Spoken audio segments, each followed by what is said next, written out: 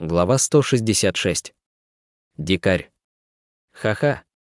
Я нашел ее. Я знал, что младшая боевая сестра наверняка будет носить ее с собой, и, разумеется, я был прав.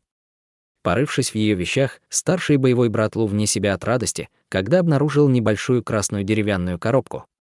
Он уже открыл крышку, однако Хань Лилинь не мог четко видеть, что было внутри коробки. Хотя его любопытство брало верх, он не мог действовать безрассудно. Следует отметить, поскольку этот человек был настолько дик, что мог действовать против своей собственной компаньонки-женщины, то если бы он обнаружил Ханьли, то наверняка убил бы его, чтобы заставить замолчать. Кроме того, он ранее видел множество магических техник символа ветра. Независимо от того, использовались ли они для нападения или защиты, они были несравнимо острыми.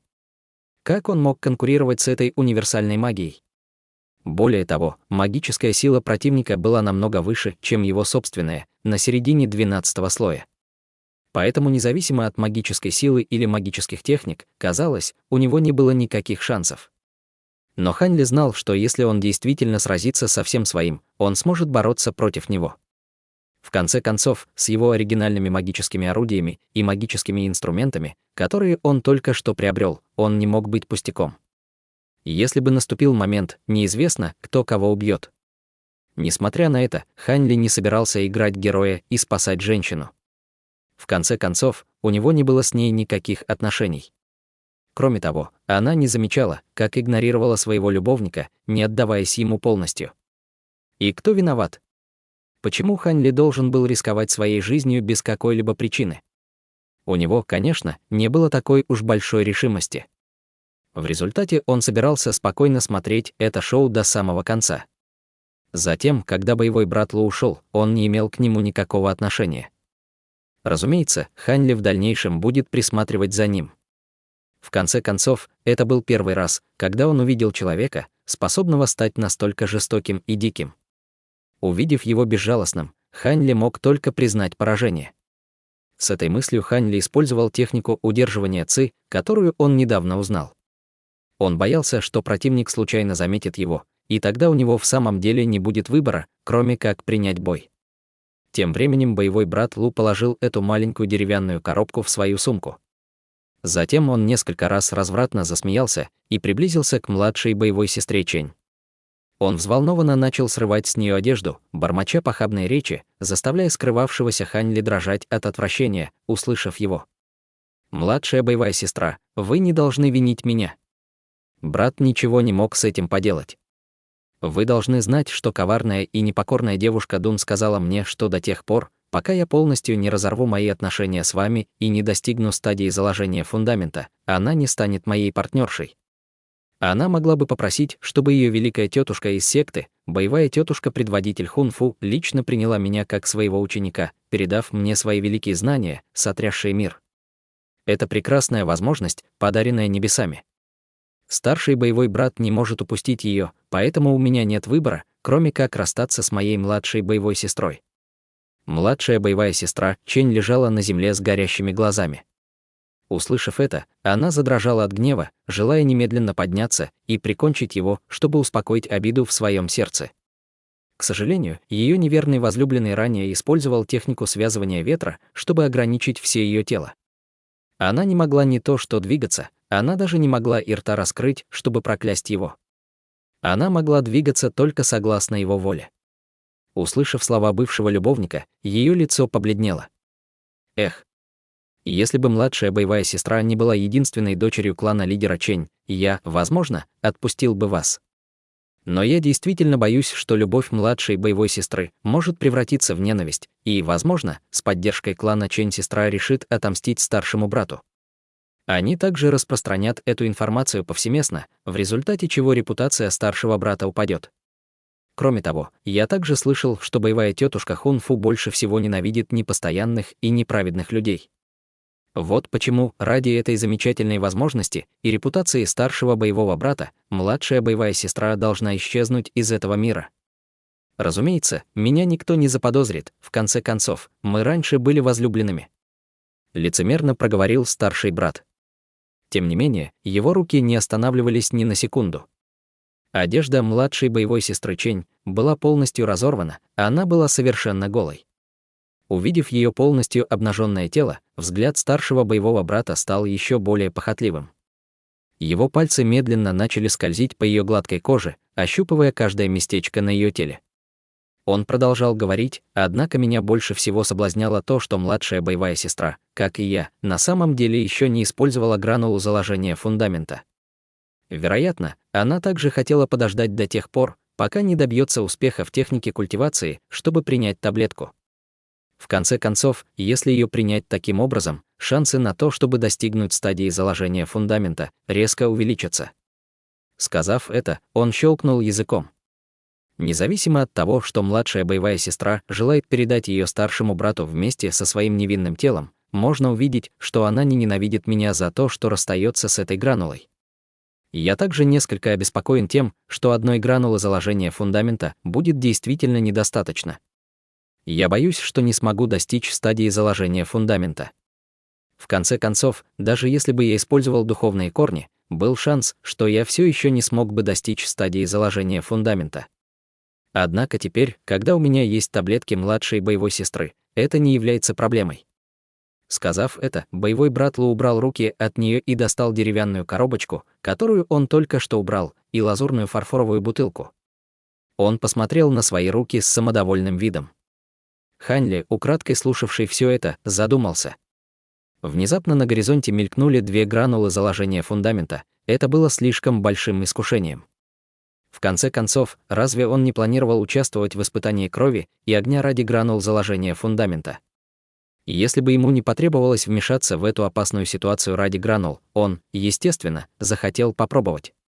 С этой мыслью Хань Ли стал внимательно следить за каждым движением старшего брата Лу. Если бы противник обнаружил его присутствие, он без колебаний немедленно начал бы действовать и убил бы этого человека, захватив две пилюли. В настоящее время младшая боевая сестра Чень выглядела очень плохо.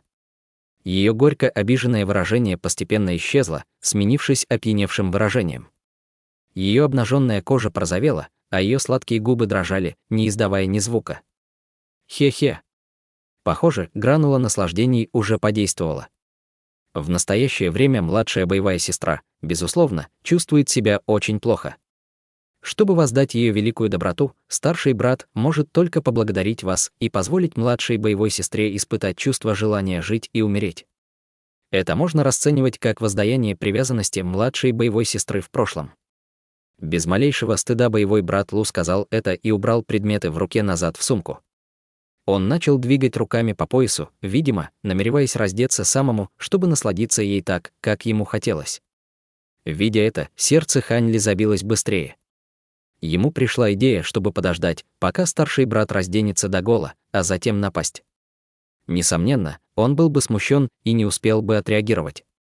Хань Ли все больше и больше был уверен в своем успехе, пристально наблюдая за старшим братом. Что-то не так. После того, как Хань Ли посмотрел в несколько секунд дольше, он тут же обнаружил, что что-то не так. Хотя этот боевой брат Лу продолжал снимать одежду, казалось, его ремень был все еще застегнут. Еще более странным было то, что лицо боевой брат Лу хотя и выглядело так, что он был в нетерпении, его глаза были спокойными, без капли смятения. Казалось, он пытался ухмылку. Тудум. Сердце Хань Ли забилось быстрее. Это было слишком странно. Его сердце чувствовало опасность, и он поспешно высвободил свое духовное чутье. Затем он достал талисман водяного барьера и положил его на ладонь. Сделав это, Хань Ли внезапно почувствовал, как что-то летело к нему слева, не издавая ни звука. Если бы он прежде не раскрыл свое духовное чутье, он просто был не в состоянии почувствовать это. Он одновременно испугался и пришел в ярость. Хань Ли, не раздумывая ни на секунду, прилепил талисман себе на тело. Синий барьер мгновенно обернулся вокруг него. В то же время лазурная веревка долетела к нему и начала опутывать. Однако барьер прервал ее вовремя. Ох! Старший боевой брат Лу и Хань Ли одновременно вдохнули. Однако старший боевой брат Лу был несколько удивлен, что его атака из-под-тишка не удалась, в то время как Хань Ли был поражен и чувствовал злость, что угодил в его зловещую, хитрую ловушку. Так. Ты отреагировал довольно быстро. Кажется, ты не так прост, как кажется. Однако, мой дорогой друг так долго наблюдал за происходящим. Разве ты не желаешь выйти и побеседовать со старшим боевым братом Лу? Старший боевой брат Лу вернул лазурную веревку в руку и произнес эти слова холодно и спокойно, глядя в сторону того места, где прятался Ханьли. Казалось, он уже давно обнаружил его присутствие.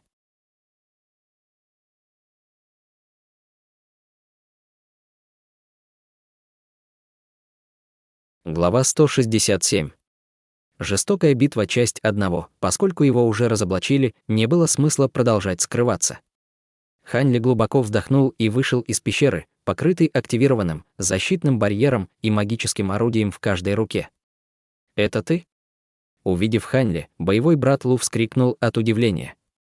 Он узнал Ханьли. Ханьли был слегка поражен его криком, и его сердце ушло в пятки. Старший боевой брат Лу видел его однажды на холме во время сражения на холме. С тех пор прошло уже несколько месяцев, но он все еще узнал его. У этого человека была не только отличная память, но и выдающаяся проницательностью и беспокойный ум. Независимо от обстоятельств, Ханьли не мог считать это хорошей новостью. Фактически, он чувствовал, что старший боевой брат, стоявший перед ним, был не только беспощадным, но и хорошо плел интриги. Особое высокомерие, которое он проявлял к другим, было абсолютно идентичным дымовой завесе сдержанности Ханьли. Однако Ханьли неожиданно вызывал этим внимание другого человека, в то время как старший боевой брат Лу смог скрывать свои истинные чувства, преднамеренно заставляя других смотреть на него с презрением. Несмотря на это, Ханьли считал, что он сам не был бесстыжим или жестоким, как он. С самого начала он только продолжал свой обычный путь самосовершенствования. В то время, как сердце Ханьли дрожало от страха, выражение лица брата Лу стало надменным. Казалось, он тоже понял что-то и смотрел на Ханьли со зловещим взглядом, не скрывая своего намерения убить ни в малейшей степени. Ханьли вздохнул. Он изначально хотел оправдаться и посмотреть, сможет ли он надурачить его. Но в настоящей ситуации, зная о его проницательности, у него не было ни малейшего шанса обмануть его. Он был уверен, что только одному из них удастся выжить. Поэтому он решил, что у него нет времени придумывать оправдания, поскольку он не мог больше напасть первым и одержать верх. С этой мыслью Ханьли сохранял молчание и поднял тонкое стальное кольцо в левой руке, издавая странный свист. Затем он ринулся прямо к старшему боевому брату Лу. В этот же момент темно-зеленая тыква в его правой руке загорелась, и он выплюнул изо рта 5-6 темных, мутных сфер выплюнули изо рта и последовал за стальным кольцом. Однако Ханьли не был побежден. Он взмахнул левой рукой, в которой ничего не было, и в один миг появилось несколько красных огненных шаров. Он слегка сдвинул рукав и выстроил в линию огненные шары. Затем он резко бросил их в старшего боевого брата Лу со словами «Вперед!». Проводя горячую ци, огненные шары разлетелись по 4 разным направлениям, как рой пчел, и атаковали старшего боевого брата Лу с разных сторон. В этом движении Ханьли использовал почти все свои ранее приобретенные магические инструменты. Он не использовал в прямой атаке только талисман сокровища, поскольку его было сложно использовать вместе с огненными шарами. Кроме того, для этого бы ему потребовались огромные усилия в технике, которой он обучался в Вуфэн, поскольку эта техника предназначалась для моментального убийства неподготовленного противника. На самом деле, если бы Ханьли был знаком с новыми магическими орудиями и смог бы быстро овладеть ими, он бы использовал их еще раньше, без каких-либо ограничений. В конце концов, сила его новых магических инструментов была намного выше, чем у его старых магических инструментов. Однако старший боевой брат Лу не стоял сложа руки, пока Ханьли атаковал его. Он достал большое лазурное знамя на шесте, длиной в 1 чжан. На знамени был изображен свирепый, танцующий, лазурный, водяной дракон с длинными когтями, который сиял лазурным светом. В это время старший боевой брат Лу увидел последовательные атаки Ханьли и был удивлен. Он не мог оставаться спокойным. Причина, по которой он достал свой самый мощный магический инструмент, знамя лазурного ветреного дракона, был в том, что он хотел убить его немедленно и заставить замолчать. Но он абсолютно не ожидал, что Ханьли будет атаковать первым, не сказав ни слова.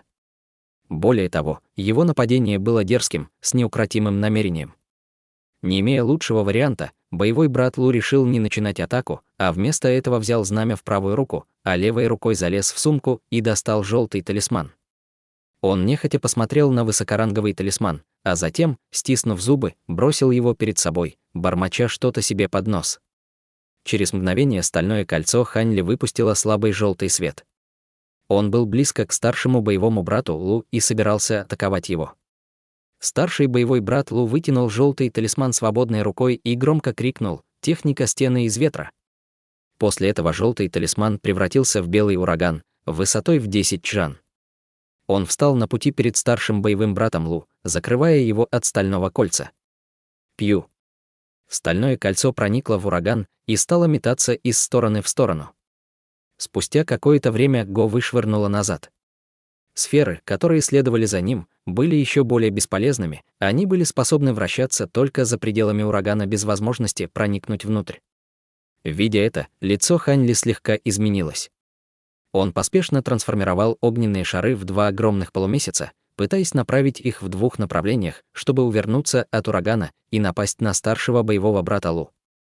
Но все было бесполезно. Ха-ха. Отлично придумал.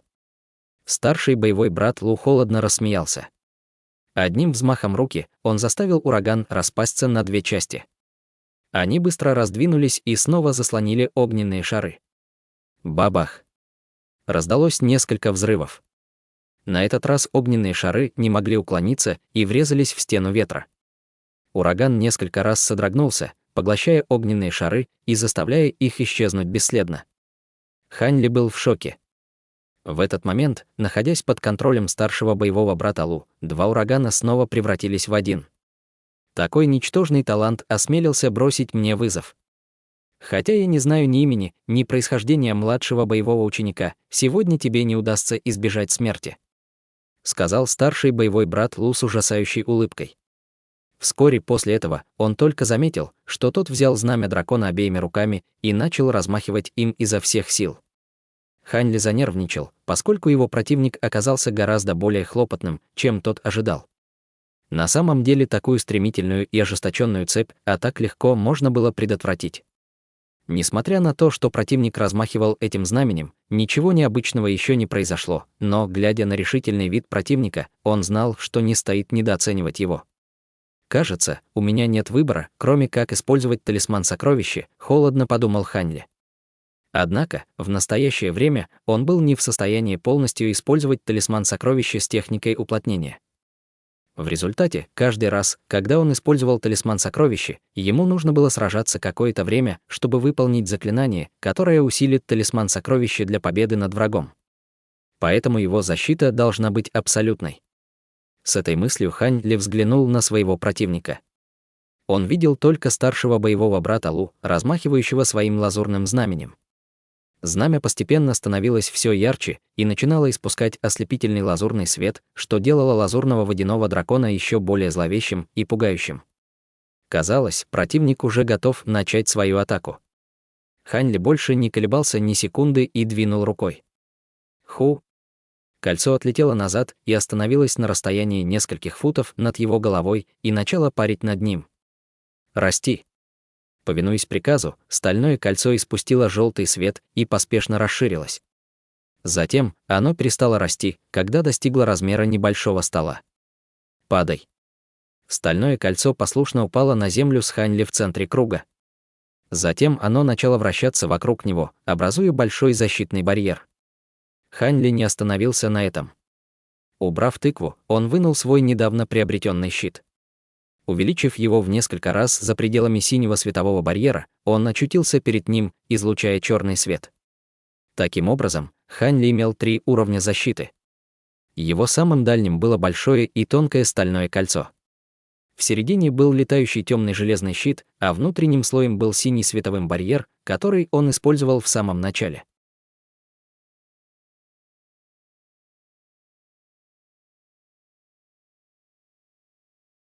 Глава 168.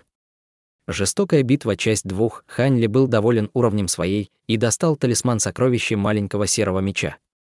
Затем он сел со скрещенными ногами и начал формировать заклинание, намереваясь атаковать талисманом сокровища как можно скорее. В этот же самый момент старший боевой брат Лу, наконец, собрал достаточное количество духовной ци для знамени лазурного дракона и начал подобную буре-атаку. Закончив размахивать знаменем, он вытянул руку со знаменем в направлении Ханьли. Неожиданно из знамени появились несколько десятков лазурных ветреных лезвий и направились к Ханьли. Скорость этих лезвий была очень высокой. В мгновение ока они очутились рядом с Ханьли. Однако техники ветреных лезвий было недостаточно, хотя скорость их атаки и была выше, чем других стихийно-магических техник более чем на 50%. Ханьли боялся, что если бы он заранее не подготовил оборону, он не смог бы отреагировать на эту атаку и уже был бы мертв. Пока Ханьли был поражен происходящим, ветровые лезвия свирепо врезались в тонкое стальное кольцо. Окружающее пространство заискрилось лазурными и желтыми лучами света, одновременно с этим непрерывно раздавались звуки взрывов. Когда лучи света исчезли, на наружном слое стального кольца появилось множество пересекающихся трещин. Весь магический инструмент явно подвергся повреждению. Благодаря тому, что магический инструмент постоянно вращался во время атаки, повреждения были в разных местах. В противном случае кольцо уже было бы сломано и позволило бы лезвиям проникнуть за его первую линию обороны. И Ханьли, и старший боевой брат Лу были удивлены этим исходом. Ханьли чувствовал, что хотя этот магический инструмент не предназначен для защиты, хотя он и был подлинным, высококачественным магическим инструментом, и качество его материала, естественно, было бесспорным. Однако он не ожидал, что всего лишь несколько ветреных лезвий могут почти полностью разрушить его. Старший боевой брат Лу был еще более удивлен. Ведь его знамя лазурного дракона было знаменитым магическим инструментом высшего качества. Чтобы заполучить его, он заплатил горькую, душераздирающую цену. Этот магический инструмент легко и быстро позволял применять технику ветреных лезвий и другие простые магические приемы, поглощая для этого определенное количество духовной ци. Также он усиливал все атаки ветра, которые можно было применить к этому знамени. Вот почему каждая из этих ветровых лезвий имела мощность, сравнимую с магией среднего ранга, хотя они и казались простейшим видом элементарных низкоранговых магических техник. Другими словами, казалось бы, простая атака по факту являлась сосредоточенной бомбардировкой среднеранговой магической техники. Несмотря на это, ей не удалось уничтожить внешнее огромное металлическое кольцо. Как после этого старший боевой брат Лу мог не опасаться Ханьли, хотя Ханьли и старший боевой брат Лу оба чувствовали, что его противник был беспощадным, их следующие действия значительно отличались. Поскольку Ханьли еще не контролировал талисман сокровища и не хотел сдаваться на полпути, он мог только морально готовиться к молниеносному и жесткому нападению, которое вот-вот должно было произойти. Старший боевой брат Лу мгновенно понял, что Ханьли занял оборонительную позицию и не сдвинулся с места во время его предыдущей атаки. Так что было очевидно, что Ханьли припрятал в рукаве какой-то козырь. Не просто какая-то высокоранговая магическая техника атаки, а свирепый магический инструмент. В результате он больше не стал колебался, а добавил еще больше духовной ци в свое знамя. Затем он снова направил знамя на Ханьли, выпустив буйный шквал лазурных ветровых лезвий. На этот раз ветреные лезвия были относительно небольшими, но устойчивыми и жесткими, в виде длинных лазурных потоков. Они снова ринулись вперед, под их ударами заискрился желтый и голубой свет. В результате этого кольцо Ханьли было в несостоянии выдержать эту атаку. Спустя несколько секунд раздался громкий взрыв. Желтый свет мгновенно рассеялся, и высококачественное тонкое стальное кольцо, наконец, сломалось. Казалось, ничего больше не мешало ветровым лезвиям устремиться вперед. Однако, на их пути был еще один высокоранговый магический инструмент — темный железный щит. Поскольку он препятствовал их пути, вокруг раздавались вспышки черного и голубого света. Темный железный щит сильно отличался от стального кольца. Прежде всего, кольцо было среднего ранга, а этот щит был магическим инструментом высшего ранга, как и знамя лазурного дракона. Много ли людей в мире обладали такими редкими инструментами? Стальное кольцо было просто высококачественным магическим инструментом. Хотя нельзя сказать, что такая вещь нечасто встречалась, однако культиватор, который обладал одной или двумя такими вещами, все еще были редкостью. Во-вторых, хотя этот железный щит совсем не был предназначен для атаки, поскольку он специализировался на защите, его оборонительная мощь превосходила 4 таких стальных кольца. Он был не только прочным и крепким, но также имел несколько специальных защитных заклинаний, приложенных к щиту, в результате чего его защитная сила значительно возрастала. В результате поток атак, состоящий из более чем сотни свирепых ветровых лезвий, был легко перехвачен летающим щитом Ханли.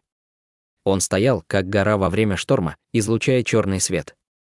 Когда старший боевой брат Лу увидел это, он пришел в ярость, но виду не подал, а просто хмыкнул.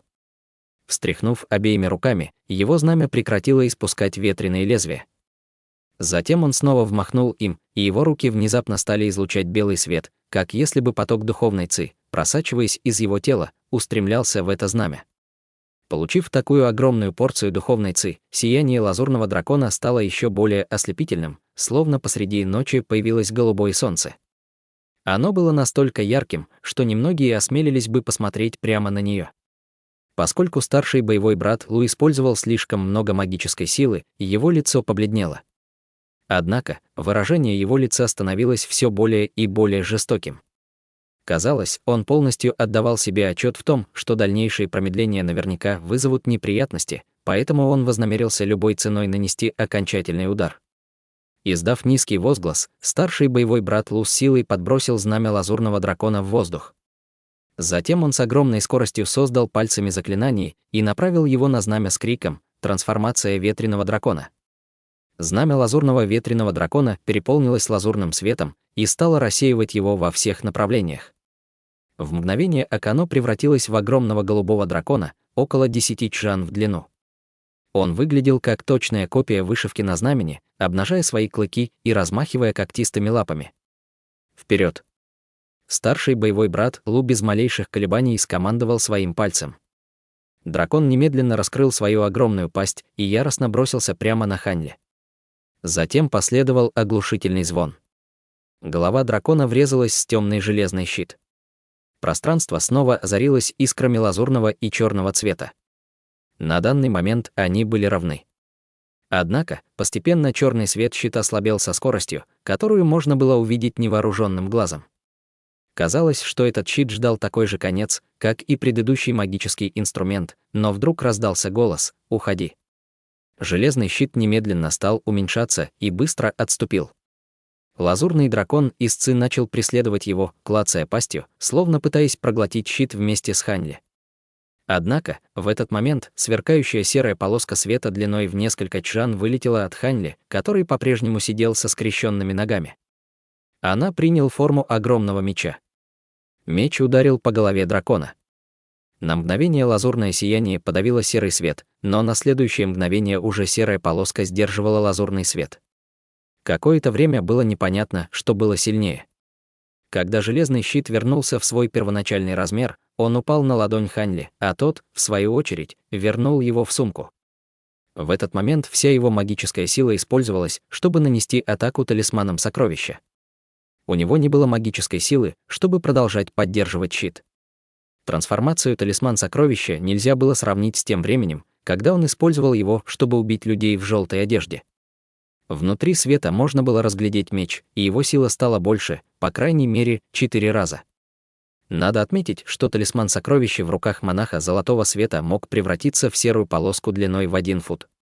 В руках Ханли, когда он практиковал технику телекинеза, талисман сокровища мог превратиться в светлую полоску длиной в несколько футов. Но когда Ханли использовал его, чтобы убить людей в желтой одежде, светлая полоска талисмана сокровища была длиной всего лишь в 1 чжан. В настоящее время магическая сила Ханли уже достигла 11 уровня. Увеличилась не только длина меча, он стал длиннее 2-3 чжан, он также приобрел форму огромного меча. Его сияние ослепляло глаза, а когда он перемещался, это не могло не вызвать удивления. И если бы не это улучшенное состояние, то талисман сокровища, возможно, не смог бы противостоять трансформации знамени лазурного дракона. Из этого можно было видеть, что сила талисман сокровища зависела не только от силы магического сокровища, запечатанного внутри, но и от количества магической силы, используемой его пользователем. Чем выше магическая сила пользователя, тем лучше работал талисман сокровища. Он действительно не знал, какую форму примет талисман сокровища, если он воспользуется им после того, как войдет в стадию заложения фундамента. Тем не менее, когда Ханли контролировал талисман сокровища во время сражения с лазурным драконом, он внезапно отвлекся от этой мысли.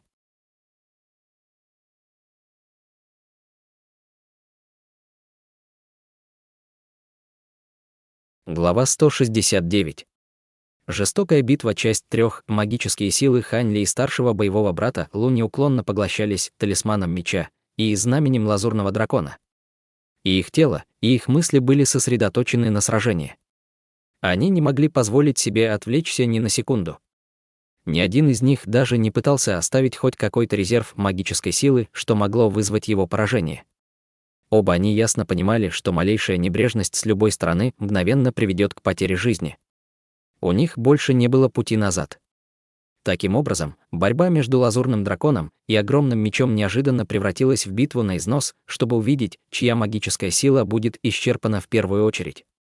Когда они поняли, что количество их оставшейся магической силы было решающим моментом в битве, они оба попытались увеличить свою магическую силу. Оба они достали свои духовные камни и стали поглощать их магическую силу. Однако у старшего боевого брата Лу был в руке низкоранговый духовный камень с элементом ветра, в то время как у Хань Ли был духовный камень среднего ранга. Увидев это, выражение лица старшего боевого брата Лу изменилось, он был в небольшом замешательстве. У ученика концентрации Ци неожиданно появился духовный камень среднего ранга, который мог получить только последователь-культиватор в заложении фундамента или выше. Это сильно удивило его, поскольку всем было известно, что духовные камни среднего ранга пополняли духовную силу намного быстрее, чем низкоранговые духовные камни. Очевидно, что Лу находился в менее выгодном положении по части пополнения магических сил. Несмотря на это, старший боевой брат был уверен в своей победе, поскольку его магическая сила была намного выше, чем у противника. Даже если его противник пополнит свою магическую силу быстрее, чем он не сможет долго продержаться. В конце концов, та часть магической силы, которая будет пополняться, будет использоваться с той же скоростью, с которой она была пополнена. Так что это было действительно ничтожно. С этой мыслью старший боевой брат Лу успокоился и сосредоточился на своей атаке. Однако, в следующее мгновение его лицо изменилось, на нем появилось выражение недоумения и удивления, когда он увидел следующий ход Хань Ли. Хань Ли добровольно снял свой синий защитный барьер и открыто показал свое истинное тело. Хотя старший боевой брат Лу был необычайно умным, действия противника привели его в замешательство. Он не знал, о чем думал Хань Ли. Может быть, Хань Ли больше не беспокоился о том, что ветреные лезвия могут лишить его жизни. Эта мысль несколько раз мелькнула в голове Лу, но он не стал долго колебаться. Он решительно поднял свою левую руку к небу и сформировал заклинание лазурного ветреного лезвия. Однако Хань Ли не стал дожидаться, когда старший боевой брат Лу закончит свое заклинание, и мгновенно взмахнул рукой по направлению к противнику. Огромный меч, который был жестко сцеплен с лазурным драконом, внезапно затрясся от сияния. Хань Ли фактически воспользовался тем, что его противник отвлекся на создание заклинания, чтобы стряхнуться лазурного дракона, и метнул меч прямо в старшего боевого брата Лу. В этот миг старший боевой брат Лу был неимоверно поражен и немало. Если бы он продолжил формировать ветряное лезвие и попытался запустить его, он мог бы убить Хань Ли. Однако, с такой же вероятностью этот гигантский меч мог забрать его собственную жизнь. В итоге, они бы умерли одновременно. Несмотря на то, что стена ветра еще не рассеялась, огромный меч смог бы пробиться сквозь нее. Этот ураган, несомненно, будет разрушен огромным мечом и не сможет задержать его даже на долю секунды. Старший боевой брат Лу не смирится с этим. У него все еще были большие перспективы и прекрасное будущее. Он просто не желал встретить свой конец в пустыне в бою против этого неизвестного человека. Думая об этом, он бросил формирование ветреного лезвия и яростно направил все свои магические силы к лазурному дракону, призывая его к себе. Этот лазурный дракон был действительно удивительным магическим инструментом элемента ветра. Со всей силой старшего боевого брата Лу он встретил огромный меч Хань Ли на полпути и снова вступил в борьбу с ним. Увидев это, старший боевой брат Лу вздохнул с облегчением, но его тело покрылось холодным потом.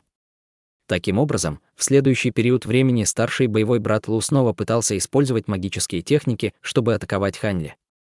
Однако Хань Ли каждый раз использовал этот же прием. Хотя у Хань Ли абсолютно не было защиты, Лу не мог атаковать его.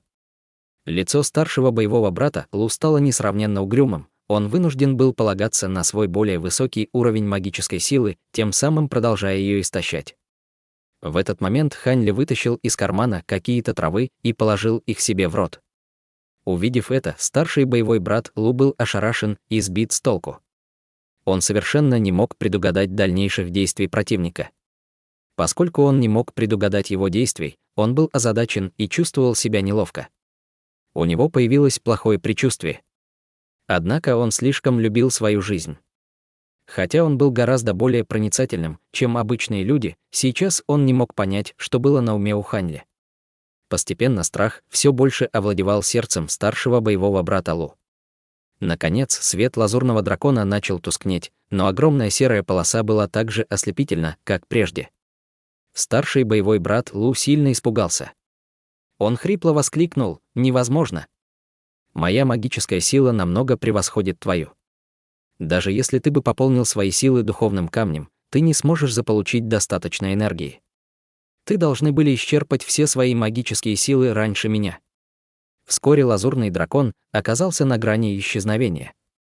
Старший боевой брат Лу продолжал кричать, но его крик был похож на последний лай дикой собаки, которая упала в колодец. Когда Хань Ли понял, что его план полностью удался, он улыбнулся. Выражение его лица показывало насмешку. Однако у него не было времени, чтобы объяснить все это ему, поскольку убийство этого человека по-прежнему было его первоочередной целью. Он также почти полностью истратил свои магические силы, поэтому как он мог позволить себе тратить время впустую, думая таким образом, Хань Ли не стал обращать внимания на вопрос противника. Он продолжал направлять свой огромный меч, заставляя его сияние становиться еще более ослепительным. Постепенно он стал длиннее, чем лазурный дракон, в то время как свет лазурного дракона стал настолько тусклым, что его почти не было видно. Видя это, старший боевой брат Лу полностью погрузился в отчаяние. Таким образом, у него появилось желание бросить все это, и его глаза постепенно засияли безумием. Он вернул себе магические силы, оставшиеся от использования лазурного дракона, в результате чего тот мгновенно вернулся к своей первоначальной форме и упал с неба. Затем, не обращая внимания на огромный меч, несущийся на него, он, используя оставшуюся магическую силу, создал огромное ветряное лезвие и беспощадно бросил его в Хань Ли, не колеблясь ни секунду. При виде этого сердце Хань Ли задрожало. В то время как противник метнул в него огромное ветряное лезвие, он направил огромный меч, чтобы обезглавить противника. Не думая о последствиях, Хань Ли отскочил на 10 метров. Ранее он уже видел пугающую скорость ветровых лезвий, поэтому если бы он не использовал технику движущихся дымовых шагов, ему бы не удалось избежать атаки и защитить себя. Его застали врасплох, и он разрывался на части от гнетущей его обиды и неспособности успокоиться. Ветряное лезвие было действительно необычайно быстрым. Оно мгновенно достигло того места, откуда Хань Ли только что переместился. Тем не менее, неожиданно оно последовало в том направлении, в котором убегал Хань Ли. Хань Ли не думал ни о чем и постоянно использовал технику движущихся дымовых шагов. Он постоянно смещался то влево, то вправо, оставляя за собой несколько остаточных образов, чтобы ветряное лезвие не смогло его догнать. Хань Ли четко понимал, что если он будет бежать по прямой линии, то наверняка погибнет, поэтому он мог защитить себя только таким образом. Именно по этой причине он осмелился остановить свою защитную магическую технику. Птыш. Ветряное лезвие внезапно потеряло контроль и исчезло в земле, оставив глубокую борозду после себя. Хань Ли глубоко вздохнул. В этот момент он успокоился. Использование техники передвижения из мира смертных, чтобы уклониться от нападения культиватора, действительно было недостаточным. Хань Ли сел на землю и посмотрел перед собой. Он увидел, что ветровая стена уже исчезла и что старший боевой брат Лу, который скрывался за ней, был разрублен на 2 части. Куски трупа лежали неподвижно. Рядом с ним был огромный меч с сияющим светом.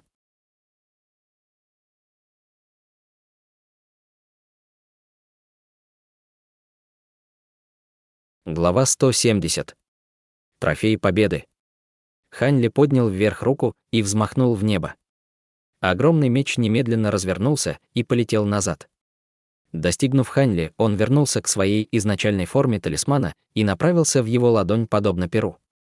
Когда Хань Ли протянул руку к талисману-сокровищу, он превратился в пламя. Спустя мгновение он сгорел дотла и развеялся по ветру. Увидев это, Хань Ли продолжал стоять, не произнося ни слова. Через мгновение он горько улыбнулся. Этот талисман-сокровище можно было считать полным мусором. Перед началом боя у него уже оставалось недостаточно сил. Слишком много времени прошло в напряженном бою, и в конечном итоге он истратил всю свою силу. Поскольку Хань Ли знал о его ценности, это вызвало у него сильную душевную боль, но он ничего не мог поделать с этим. В конце концов, возможность убить такого грозного врага, как старший боевой брат Лу, не прошла даром. Знамя лазурного дракона противника было на самом деле весьма впечатляющей добычей. Этого было достаточно, чтобы компенсировать потерю талисмана сокровища. Не говоря уже о 2 гранулах заложения фундамента, которые он еще не забрал, с этой мыслью Хань Ли не чувствовал разочарования, поскольку эта жестокая битва действительно стоила чего-то. Если бы он мог принять эти таблетки и достичь стадии заложения фундамента, ему не нужно было участвовать в опасном испытании крови и огня. В конце концов, там будет множество культиваторов уровня старшего боевого брата Лу. Он также боялся, что там будут культиваторы, с которыми будет еще больше проблем. Мгновение спустя Хань Ли поглотил духовный камень. Восстановив часть своих магических сил, он поднялся, чтобы забрать знамя лазурного дракона. Когда Хань Ли выпрямил спину, внезапно ощутил острый приступ боли, который исходил из его дантянь. Боль была похожа на то, будто бесчисленное количество стальных игл вонзилось к нему в спину. Он застонал от боли, а его лицо побледнело. Хань Ли не двигался. Спустя время, которое бы потребовалось, чтобы заварить чашку чая, он глубоко вздохнул и почувствовал, что боль немного ослабла. Выражение лица Хань Ли было мрачным, уголок его рта дернулся несколько раз. Однако, он хорошо знал о том, что с ним происходило. Причина была в том, что он недавно проглотил огромное количество многолетних духовных растений. Хотя он был в состоянии быстро поглотить какое-то количество силы духовного растения, большая часть его скапливалась у его дантянь как постороннее вещество. Там было слишком много посторонних примесей. Если бы он не очистил их вовремя, они наверняка причинили бы ему еще больше проблем. Хотя Хань Ли отлично знал, что поглощение духовных растений нежелательно, и это, несомненно, наносит вред организму, он сделал это ради спасения своей жизни. У него не было другого выбора, кроме как рискнуть и попытаться сделать это. Конечно же, такой метод насильственного поглощения духовной ци оказал большую помощь во время продолжительной битвы. Однако, просто лекарственных растений было недостаточно, чтобы Хань Ли смог продолжать бой до конца.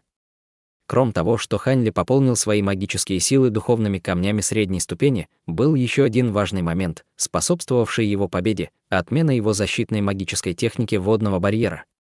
В течение предыдущих 2 лет, когда он изучал и практиковал основные магические техники, Хань Ли неожиданно узнал от Ву Фэн, что большинство учеников низкого уровня культивации не понимают использования талисманов. Они считают, что помимо духовной ци для активации талисмана, талисманы не потребляют больше никакой силы.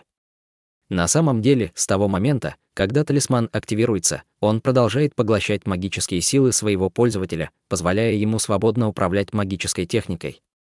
Если магическая техника не исчезает, пользователь по-прежнему будет продолжать лишаться магической силы, чтобы сохранить духовную связь. Так как ученики не могли видеть или взаимодействовать с этими видами духовных связей, в дополнение к незначительному количеству магической силы, используемой в краткосрочной перспективе, большинство учеников не замечали этого, что приводило к ошибочному пониманию. Хотя и было несколько учеников, которые знали истину, они считали, что этот аспект не требовал внимания. В результате эта информация не получила широкого распространения среди учеников низкого уровня. Ву Фэн был одним из немногих, кто знал об этом. Когда он случайно рассказал об этом Хань Ли, тот специально запомнил это. Опробовав это несколько раз на себе, он убедился в том, что это правда. В результате, посреди этой яростной битвы на истощение, Хань Ли вспомнил об этом и отменил свою защитную магическую технику, сохранив немало магической силы.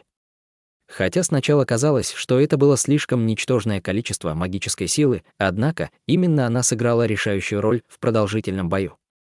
Таким образом, Хань Ли полагался на эту часть сохраненной магической силы, чтобы продолжать сопротивляться противнику. Если бы не эти 2 аспекта, то, возможно, ему не удалось бы продержаться дольше противника. Таким образом, Хань Ли, несомненно, чувствовал, что эта победа потребовала для него всех его сил и средств только для спасения собственной жизни. Ведь противник был на самом деле сильнее его, однако, независимо от того, как эта история будет рассказана, он остался жив. После того, как Хань Ли почувствовал, что боль немного утихла, он заставил себя встать и подойти к месту, где лежало знамя лазурного дракона. Он заставил себя поднять магический инструмент и внимательно осмотрел его, прежде чем положить его в сумку. Затем он подошел к трупу старшего боевого брата Лу. С легким отвращением он посмотрел на него, а затем поковылял искать добычу. Он легко нашел сумку в верхней части трупа. Хань Ли бесцеремонно вытащил и высыпал все предметы из сумки. Вскоре он увидел футляр и бутылку с гранулами заложения фундамента. В приподнятом настроении он не мог не нарадоваться, глядя на эти предметы. Поспешно опустившись, он забрал футляр и бутылку. Когда он открыл их, он обнаружил, что в каждом контейнере по блестящей синей пилюле. Хотя запах был несколько неприятный, таблетки содержали огромную духовную силу. На лице Хань Ли сияла улыбка. Он был уверен, что гранулы заложения фундамента были подлинными. Несмотря на это, у него не было времени осмотреть другие вещи. В конце концов, это место, где произошла битва. Он не рискнул оставаться там дольше и поспешил ускользнуть. Хань Ли быстро собрал вещи и тщательно спрятал сумку старшего боевого брата Лу. Он почувствовал облегчение и выпрямился во весь рост, чтобы потянуться. В этот момент он услышал шорох позади него, как будто что-то приближалось.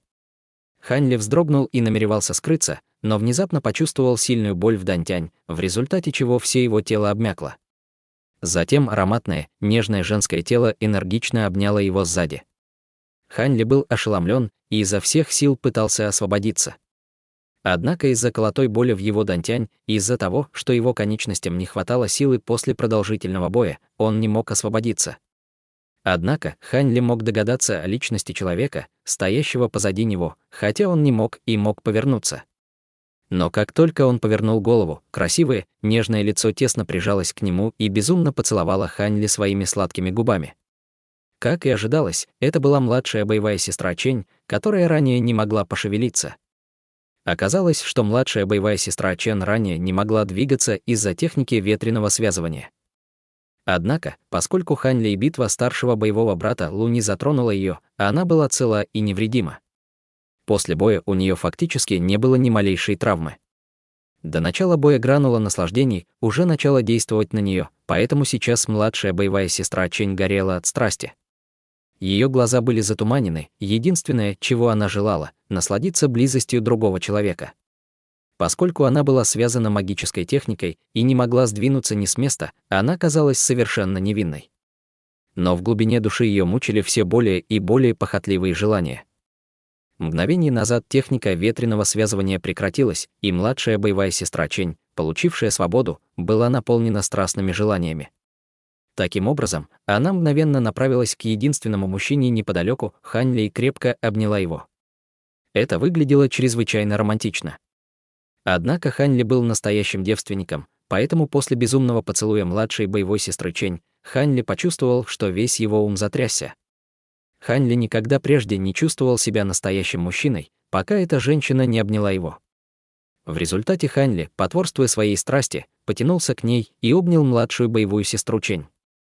Из-за ответных действий Хань Ли, младшая боевая сестра Чэнь завелась еще больше.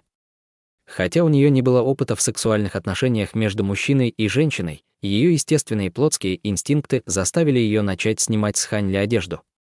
Однако, действия младшей боевой сестры Чен заставили Хань Ли протрезветь. Он не осмелился снова поддаться страсти и торопливо протянул правую руку к талисману блокировки души. С большим трудом ему удалось пробудить несколько нитей магической силы и использовать технику блокировки души для сдерживания младшей боевой сестры Чен. Затем он осторожно высвободился из соблазнительных объятий Чен и аккуратно положил ее на землю.